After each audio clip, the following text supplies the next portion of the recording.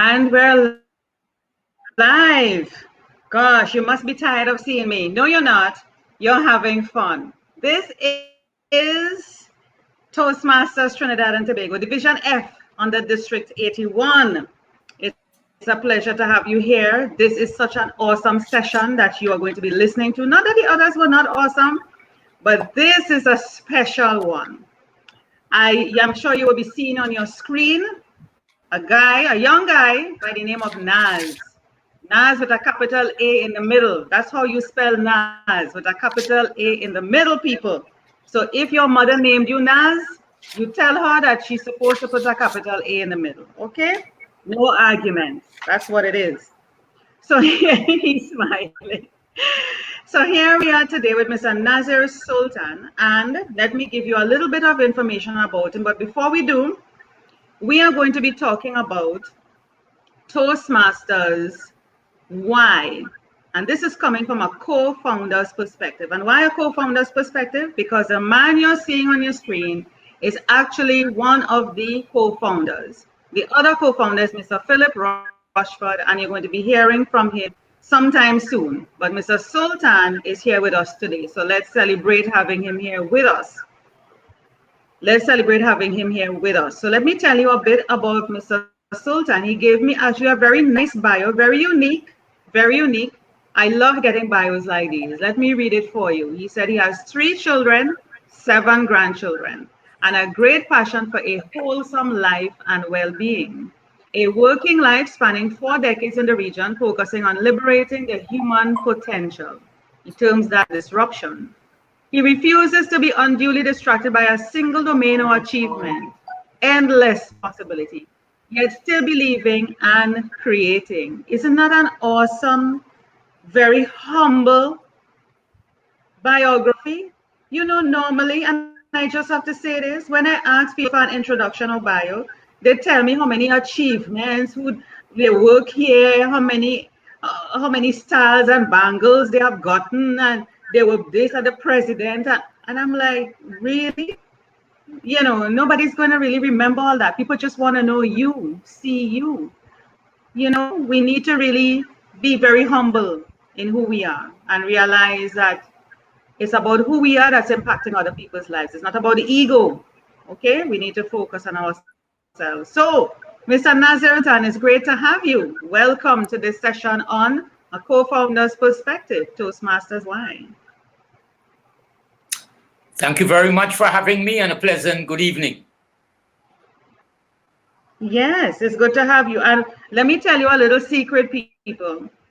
Prior to coming on the episode going live, he asked me what would be my first question to him. And I said, I will ask him what he's drinking. So reach for that cup. Yes, reach for the cup, Mr. Sultan. What are you drinking? And notice, people, just in case you miss it, his T-shirt is like mine. The back of the chair is the same color as the shirt. And the cup, yes, show it off. And the cup is also matching. Isn't that a Toastmaster? Isn't that a Toastmaster? He's thoroughly branded. Oh my goodness. What are you drinking, Mr. Sultan? What are you drinking? I am drinking a concoction of moringa, cinnamon, and Jamaican mountain coffee. That is what I'm drinking right now. And it has in it a spoon of homemade ghee. That is influenced by a concern for well-being. In fact, it is my current passion, well-being. And therefore, I place a lot of attention on nutrition, what I eat, what I drink. I also do a fair amount of exercise. And I look at hydration, stress management, and my sleep. You have just gotten a 1-minute course on how to be healthy.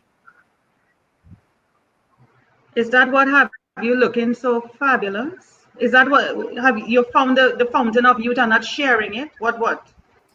No, it's no fountain of youth, but I must say at 68, this is the fittest I've been in my life. And if you look at my biomarkers, they are far better than a decade or two while I was in the corporate world. So there's an inverse relationship between good health and corporate life. Exit the Nice. Very good. So yes? I said so. I What were am you making saying? I'm recommending that we retire early. I'm recommending that we retire early. Find some other passion. What is yeah. What's a good age to retire early? Let's help people set some goals here. What is a good age to retire early? Well, to be honest, I for this age would recommend you do about 3 Mm. retirements. You probably, if you enter the world of work, say about 24, I think at about 35, Mm-hmm. you should have your first sabbatical for about 2 years. In a decade, you have another Mm-hmm. sabbatical. You could make it about 4 years and have about 3 or 4 retirements in your life. Um, it doesn't take much to live. And therefore, once you could strip yourself of very ambitious boats and homes in countries and things, you will be able to make do with a decent pension and enjoy life. There's lots to enjoy. That's right. That's right. I believe in that. And if I can look like you at that age, I am certainly jumping on that bandwagon. Yes, I am jumping on that bandwagon. Mr. Sultan, you're a co-founder. Yes. A co-founder means that you brought Toastmasters here to Trinidad and Tobago. And like I prepared you before, it was only this year, July 1st, that Trinidad and Tobago became its own division. Prior to that, we were just clubs. We were not a division. So we are responsible for our own management. Yes, we still report to the headquarters and to the district, but we are our own. We have 14 clubs here. We are division. And my question to you is when you started Toastmasters or when you brought it here, what was he thinking behind bringing Toastmasters here back in the 1980s? Tell us the story. Take us back because the theme of this week celebration is about back to the future.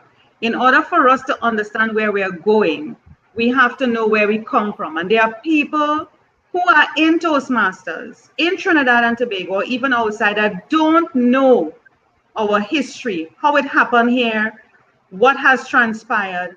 And what we are trying to do, or what we are doing, is to capture that, build an archive, so that persons can understand who they really are as it pertains to Toastmasters, so they can have a full appreciation, an understanding, and a respect for the organization and what it can do for them and for future members. Share with us that past and take us down memory lane. Corinne, thank you very much. First, let me commend the organization for its status today in being a division. You will not appreciate how monumental that achievement is. As the first president of a Toastmasters Club in Trinidad, as the first charter member of a Toastmasters Club in Trinidad, I had to live with the stigma of belonging to something called 5796U. You know what that means? It is where you cannot No. belong. They put you in a category called U, unrestricted. So to actually being defined now using the constructs of the international structures, etc., that is a major achievement that when we started this, and let me say, you refer to me as a co-founder because the other colleague who was instrumental in bringing this to Trinidad and Tobago was a good friend called Courtney Garcia, who was the assistant manager, data processing of the National Commercial Bank. He attended a meeting in Toronto, and when he came back, he said, Naz, this thing is needed in the bank. And I really had no problem in going to and I'll refer to this gentleman as the patron and benefactor, Mr. Philip Rushford, where he gave the blessings, and therefore NCB started this journey. But let me answer the question here. Why Toastmasters? Because I believe strongly that just as Toastmasters was relevant at that time, let's do the maths here, 84, 60, some 36 years ago. I want to put it to you and the members today in Trinidad and Tobago that Toastmasters is even more relevant in this country today than before. And I hope to make that case during my time with you. Yes. We had the benefit of going to the Bahamas to look at Toastmasters in operation. And I'm going to share about six to nine episodes. Episode, I mean specific punctuation marks of Toastmasters. And when we were there, Courtney and I, and we were attending a Toastmasters meeting in Paradise Island, just over the bridge. I was seated, getting accustomed to the thickness of the carpet and the beautiful art on the wall, when I overheard, today there was a siege in Iran by Iranians of the British embassy or the American embassy. It is clear that religion is being used as a means of political warfare. Toastmaster Nazeer Sultan comment. I spoke within the 2 minutes, and I got an ovation. I don't know why. Yeah. But the next day, before breakfast, when Courtney and I was playing a game of lawn tennis, he said, Naz, of course I was beating him. So he called me to the net to apply some pressure. He said, last evening, I never heard a gentleman a human being speak so much nonsense in 2 minutes. I've never heard that. And I lost interest in the game. And I said, this Toastmastering error, I am going to make up for. I have to be a Toastmaster. I have to be a competent Toastmaster. So we came back to Trinidad, and in November 1984, we had a session conducted by a guy from Bahamas, preparing members to take up executive positions in a proposed club in Trinidad. And we held our very first meeting in December 1984. We received our charter. Sometime in April 1985. And we had our inauguration and installation in May 1985. Now, we, at the individual level, they demand to speak well. You open your mouth and your standing in life is defined. So you don't have to sell a Trini or a West Indian on the need to improve his or her speaking ability. But there was another thing that people should understand about the Toastmasters movement and why we had a life about 25 years. This club. NCB came onto the scene after the Black Power Revolution. And the banking halls were not populated by people of color. So we needed in the bank a methodology to enhance our leadership, our management, and our communication abilities. So there was a natural fit between NCB's developmental agenda and what Toastmasters was offering. In fact, NCB was one of the first institutions in the region to build a facility totally dedicated to learning. And the first Toastmasters club in Trinidad and Tobago's address was the Learning Center in Chaguanas. So at the personal level, there was a fit, my misstep in Bahamas. At the corporate level, there was a fit. We needed to, we had a huge expansion program. We need to have our managers who were CEOs of their branches able to represent us in their respective communities. And then I'll say there's another benefit. That is the benefit of how you conduct meetings, how you organize, how you structure for feedback, and in how do you make decisions. And in that case, we benefited from Robert rules.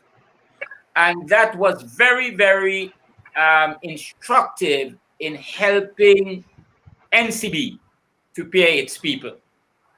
And I will say finally, wow. the most important benefit of Toastmasters, I will say that again. I am now going to address the most important benefit of a Toastmasters.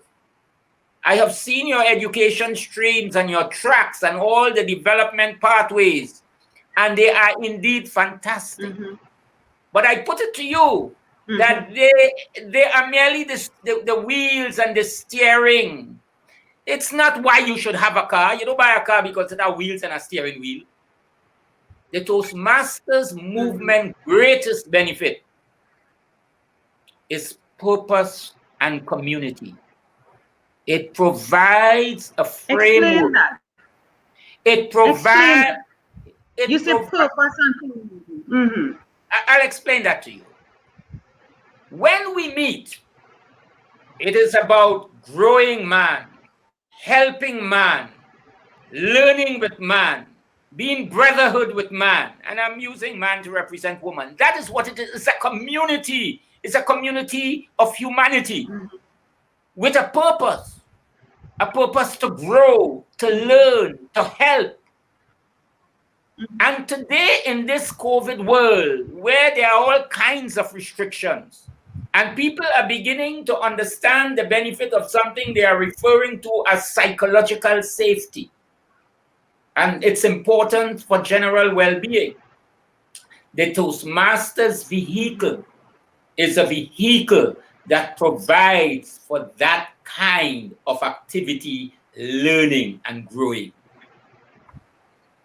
People like Carol Dweck and them, they speak today of the growth mindset. The growth mindset is what Toastmasters is about. Living your discomfort, leaning to something new, help, grow, feedback, compliment. So those are the reasons that guided us in the mid-80s to start a Toastmasters Club, for individuals to improve their speaking abilities, their leadership abilities, or in the case of us, the first club, for NCB to have a vehicle for training their managers in management, leadership, community involvement, for us to be able to know how to organize and to debate and to have contesting views and to be able to settle and move on. And finally, to provide something outside the formal structures of work, which in a bank was very hierarchical, where there's brotherhood and sharing and some degree of equality. Let me ask a question based on that, Mr. Sultan. You are saying all of those benefits came as a result of Toastmasters with the first club at NCB. In terms of the leadership, it was a vehicle to enhance empower the leadership in the bank. And I'm thinking to myself, I'm asking to myself, trying to put myself back in that time.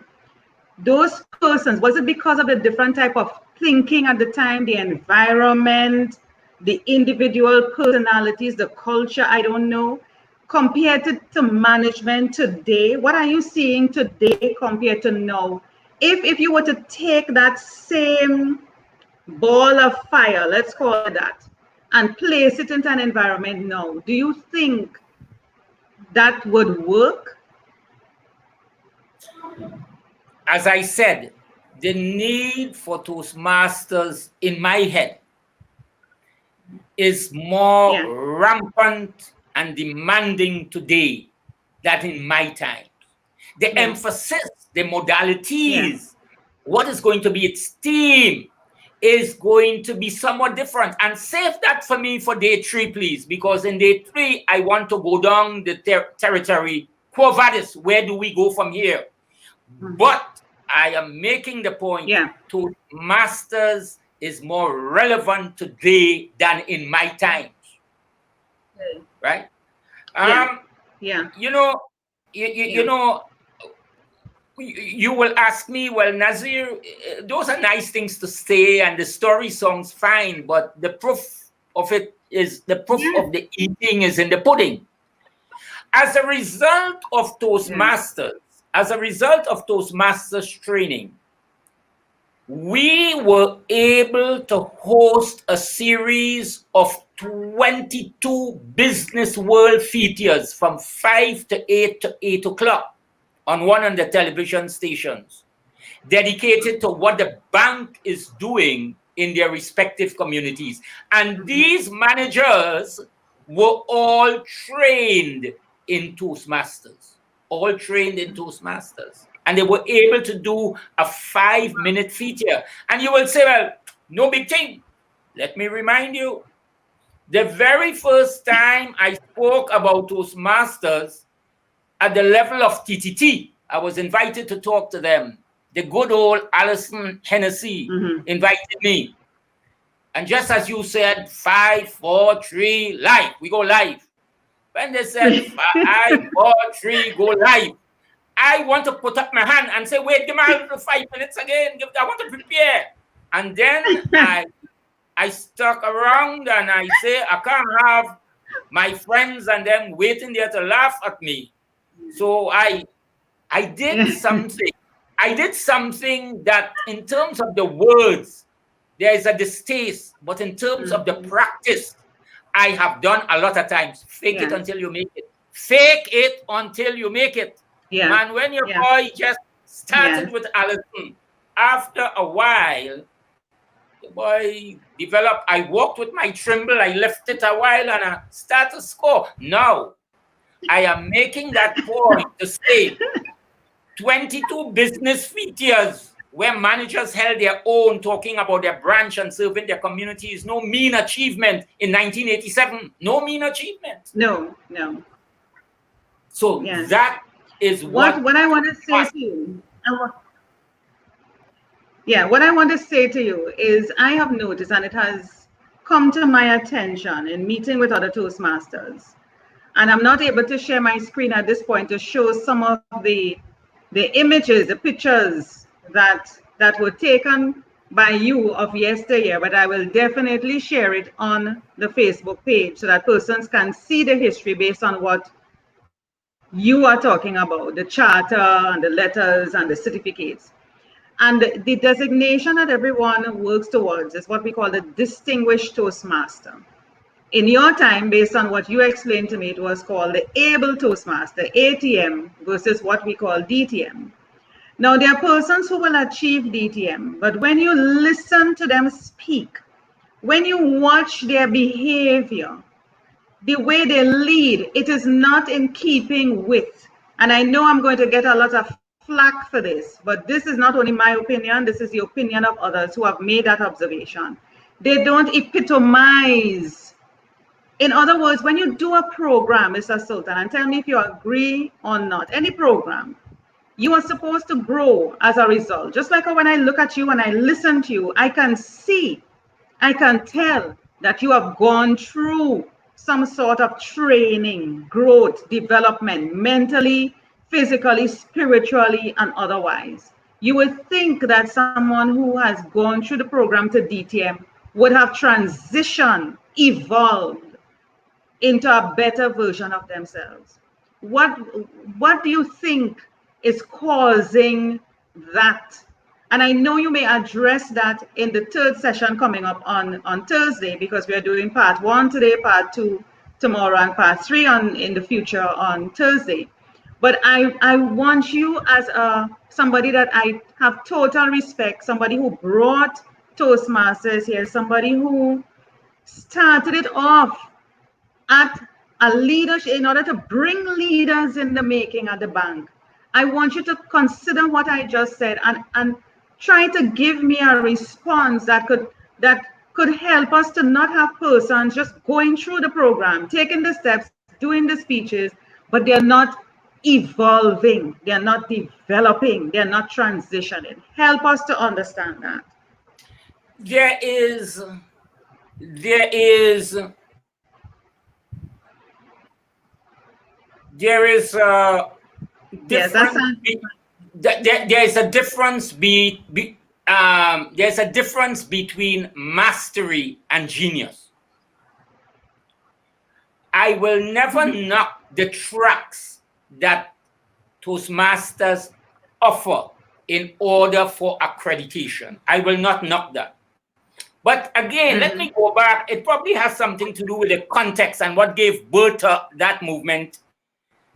The bank, when it started, had about 3 people with post-secondary education. By the time Toastmasters came in, we had more degreed people than the entire banking sector put together, with the exception of NCB. So Toastmasters was something that was used to build the art, of how to represent, what kind of persona you must have. If I call some of the leaders in that club, they are some of the best speakers, public speakers, that this country has ever seen. And it's not because of content alone. It was more than content. They will study the audience. They will study why they are speaking. And when they deliver, you are witnessing magic. So I am saying that the biggest teacher, there were people in my club who would have completed a project, gotten a tick in the box, and you will see them showing up at the next meeting doing the same project. And we said, but wait, but you finished that already. He said, you all passed me. You all gave me a pass. Excuse me. I didn't pass that project, given the expectations that I've set. I'm doing it again. So it is about you having a definition of what is class and bringing that definition in your every play. Not being satisfied with being pass. And we had good competition. That's right. We had men and women. When you hear the opening remarks, you drop everything. That time we were not distracted with phone and all of that. And we had enjoyable meetings. We had good evaluations. And I would say, in addition to paying attention to getting your ticks and completing your projects, ask yourself, what kind of person is showing up at these meetings? And if helper... Oh gosh, let me clap you there, Mr. Sultan. Let me clap you there, If helper, builder, not part of the equation, ask them for excuse and go home now. Because bring your, you see all the things that they are asking now in leadership in COVID times and what you do in terms of your co-workers and all of that.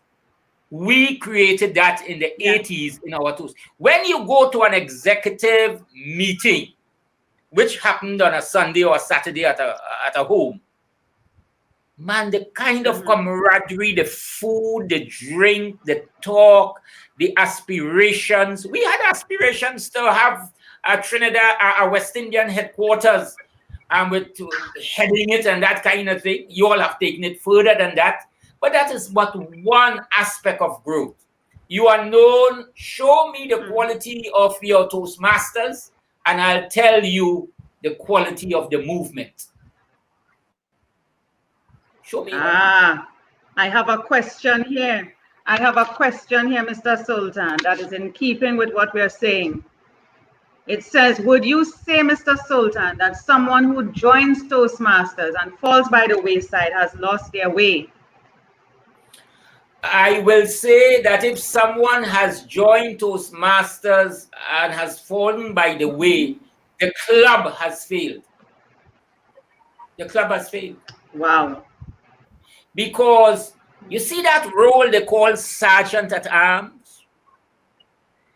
You see when people, when we had guests, we used to make the place safe. We used to make the place appealing. We used to have forms to sign up.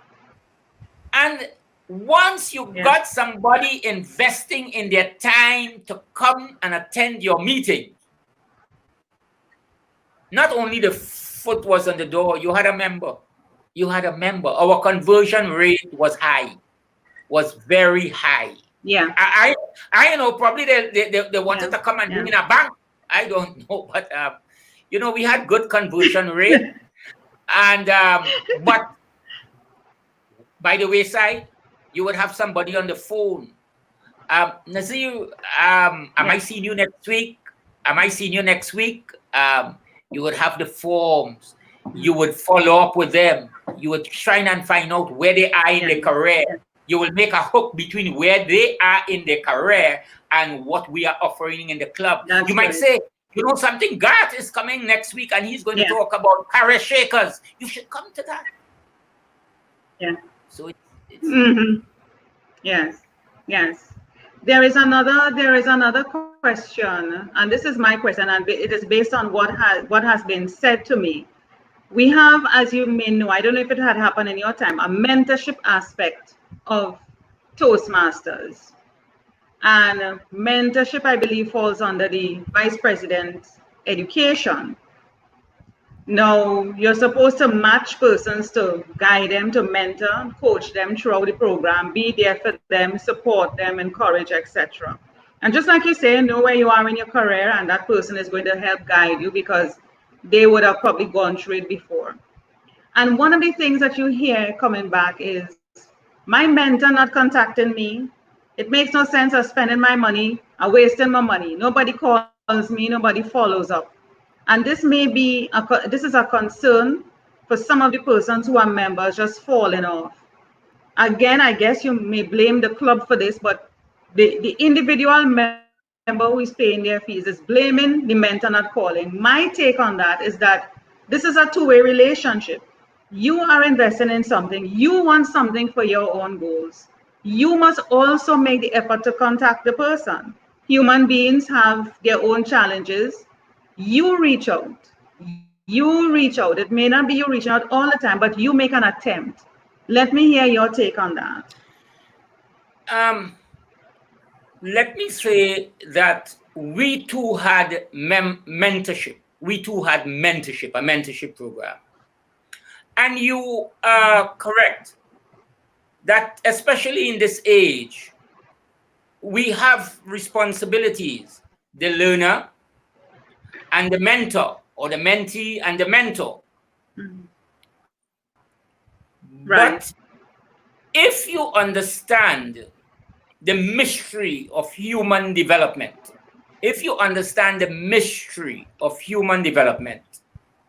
you will be surprised to know what turns on people and what turns off people. You might be surprised to know that people come an evening to a meeting and just the welcome at the door, or just something on the wall, or just somebody That's using a right. visual aid, it's mysterious. So I'll Yes. say, honor your Yes. responsibilities. Honor, mentee and mentor, honor your response. But when you take a job to mentor somebody, you have a few basic set of responsibilities. It's not, Nazeer look like interested, and I have no Yes. time to waste. It may come to that, but at least do your part. Understand Nazeer, understand where he is, understand what the club offers, understand what may work, and try and try and try with love in your heart, with a passion for growth. Yeah. Listen, man, there is nothing as Yes. joyous as to see someone who you mentored do a masterful presentation and you just sit there and said, even better than me. Congrats, congrats. But does That's that bring right. joy to your You heart? know you're Yes, I tell people that you cannot pay for that, Mr. Sultan. You cannot pay for that. There is a joy. There is a joy when I see people are better than me. But can I tell you, in this society where people are ego-centered, they don't want, it doesn't seem like they want people to be better than them. They want to always be above. It's like a competition. And I'm like, why? Why? When the student is ready, the teacher appears. Let us have our students being better than us, that they can go out and duplicate the success, duplicate it. I don't want to keep this thing in me all the time. I want to see others doing it and duplicating it so I can hang back and say, hey, that's you. Yay, that's my prodigy. I want to be able to do that. You have touched on a subject where I had to learn and learn the hard way. When you do an evaluation of a project at Toastmasters, you have a responsibility to list what are the objectives and to ensure that the individual met the criteria. But that is lower level Right? objective. The more important objective is That's to right. treat with the feedback and the information in such a way that it is received in a certain way and the person actually understand it, that he can, it is actionable. And not only actionable, he would say Yes. yes, yes. And you will actually Yes. see in later Yes. projects. So you have to use, evaluations could be deadly, you know. You have to make sure the evaluations are comfortable. I had a challenge in that. When you hear Yes. people say Toastmaster Sultan evaluating, but I have grown, and I had people who come back and tell Yes. me, Naz, you were hard. You could have said that differently. You could have said that differently. And that kind of compassionate streak. Because remember, the point in evaluation is not to show that you know more than the person, you know. The point of the evaluation is to show, given this delivery, what are one or two things that could take it to a higher level, given who this Level. person are, given who That's this person right. are, given who this person are. Now, there are some people, they are introverted and they make their points in a more, structured and mechanistic way, and that could work for them. And then there are some who Yes. effusive and like me. There are different styles, and you work with their style in order to create their unique magic. Don't try to make people a sultan. Sultan is Sultan. His father name is Hampshire and That's Afro. right. There's one That's of that, right. right?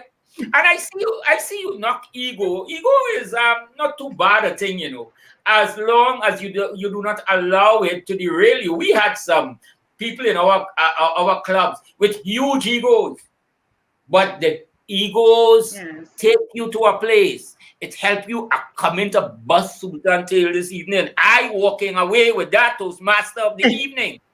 But when you reach there and you get it the larger objective of the group, the movement, the Yes. meaning, the purpose, That's right. that That's right.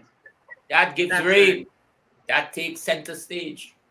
That's right. That's right. The ego, put aside the ego and look at the bigger picture. Has always been my approach to things. That has always been. And, I want people when they come into Toastmasters, even though they know that they're paying for mentorship, whether coaching, it doesn't matter what it is, but be a part of the process. Participate in your own recovery, success. Participate. Don't be a spectator. Participate in it. Don't sit down and expect everything to come to you. Oh, this must come to me. Come to me. Come to me. No, I paid for this. That must come to me. Participate. Well, Participate in it. Show yourself. And just like you said before, who is showing up? Who is showing up? do not do not accept responsibilities because it is good for your resume.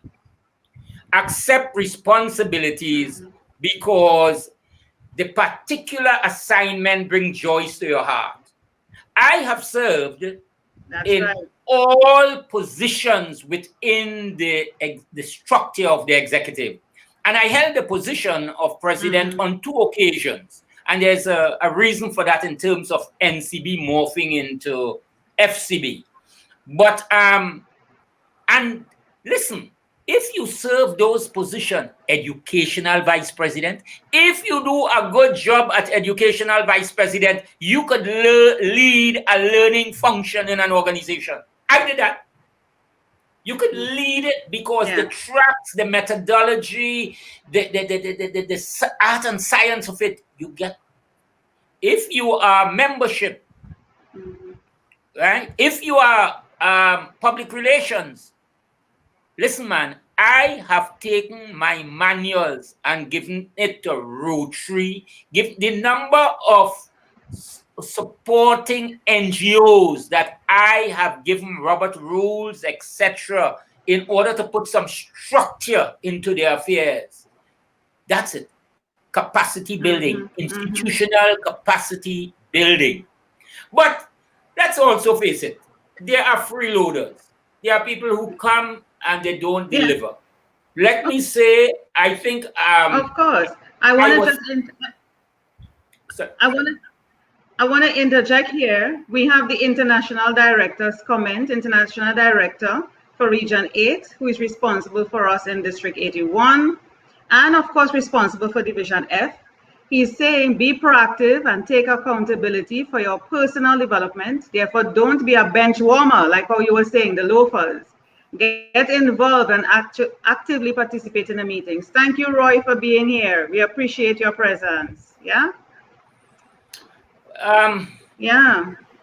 And one thing, when you go to Toastmaster events in the region, and when you go to Toastmaster events at the international level, you see this community, you see this purpose, and you see basically this concern for helping each other. And I think that is the big thing I want to emphasize today. But we have done well. The number of credential among Toastmasters, the number of clubs, and we need not. We must celebrate and glorify that, because as I said, coming from U5796, it is indeed an honor to see the structures and the growth that has taken place in the movement. In fact, the truth be told, that's a great way to. Truth be told, I really feel that I could probably come into the movement. Oh, I'll tell you what I'll do for the movement. I'm committed to do. Welcome. I'm committed to. Welcome. I'm committed to do a webinar for you all on the pillars of well-being. The pillars of well-being, health and well-being. People, you heard it here first. You heard it here first on this interview with Mr. Nazeer Sultan, co-founder, Toastmasters What? The first of a 3-part series. The first today, the second tomorrow, we're going to be discussing Toastmasters. No, Toastmasters Why was today. Tomorrow we're talking Toastmasters what? And on Thursday, we're talking what? Yeah. And on Thursday, we're talking Toastmasters future. Yes. But yes, Mr. Sultan. Let me just say something about tomorrow, because we have gotten into some nitty-gritty about founding. There were exciting moments, and I'll say people should tune in tomorrow, because tomorrow we are going to hear how you go back and deliver to your alma mater. You will understand the Toastmasters' contribution to the parliamentary growth in this country. You will understand Toastmasters' involvement in the universities in the region. And if you think it's only serious affair, you will understand Toastmasters and Miss Universe and its involvement in Miss Universe and generating a Miss Universe.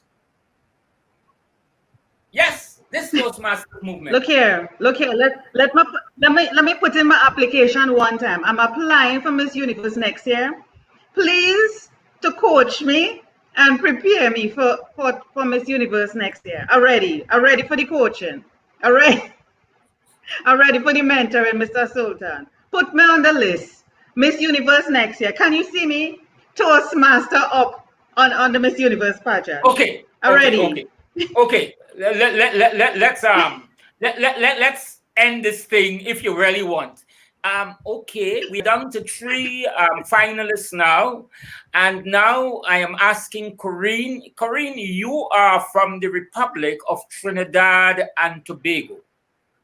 Tell me, Corinne, your country was quoted by the Economic Intelligence Unit at some time as being first in COVID standards.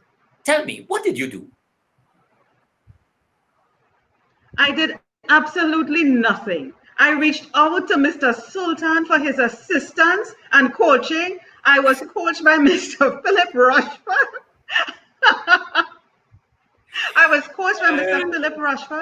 And I had a cheering squad of the international president, Mr. Richard Peck, and the international director, Roy Ganga, and was celebrated by my supporting team, Division F, Toastmasters Trinidad and Tobago. Thank you. I've good news for you. You did better than I did in Bahamas.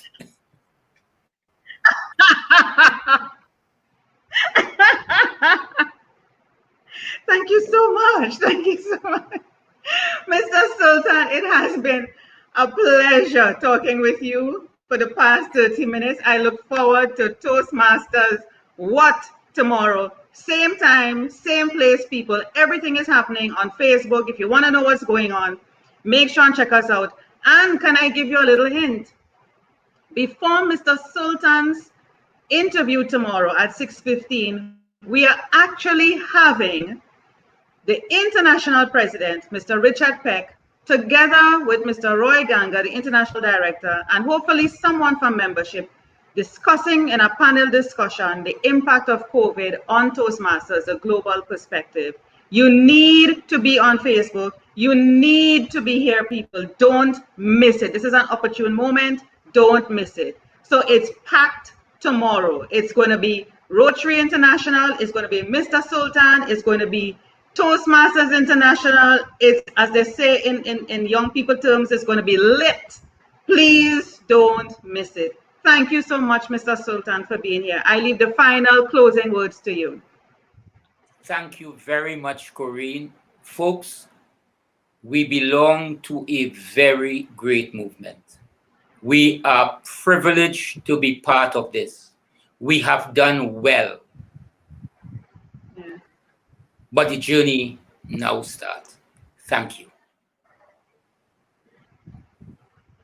I like that. The journey now starts. Yes, a calypso on that. The journey now starts. Don't make me start to sing at the end of this interview. I'm not going there. It was not part of my Miss Universe preparation. Thank you so much, Mr. Sultan. We are meeting up here tomorrow, same time, same place. Thank you so much. And thank you to those who are watching. We appreciate you. Come back, like, follow, share, set reminders. You know what to do. Tell everyone to be here. This is a week of activities, Division F, Toastmasters Trinidad and Tobago celebrating 96 years of existence being in Toastmasters International. Have a good evening.